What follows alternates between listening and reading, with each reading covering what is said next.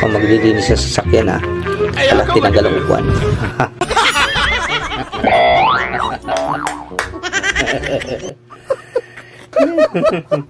Kampante siya eh. Umupong bigla. Ikukulong daw yung walang bingbang. Yari itong nanonood. Magandang challenge to. 1, 2, 3 point.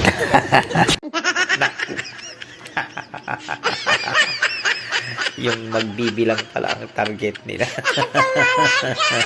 Hindi na-inform yung nagbibilang ah. Oh no! Ayaw di ma! Be, Oh, gagawin kita ang pinakamasayang lalaki sa buong mundo. talaga? Oh.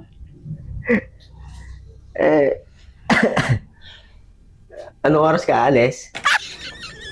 Naipakin mo na ba yung mga gamit mo? Oh no! Hala, ano meron? Bakit si tabihan ng lahat? Umupo. Ay, sus. Nye. Kausap lang pala. Umupo lang pala para komportable. Dandaan, baka matapon ng sus, binunggo ng kambing. Bakit mo kasi inubos yung gatas niya? Wala na rin matira sa mga babies niya.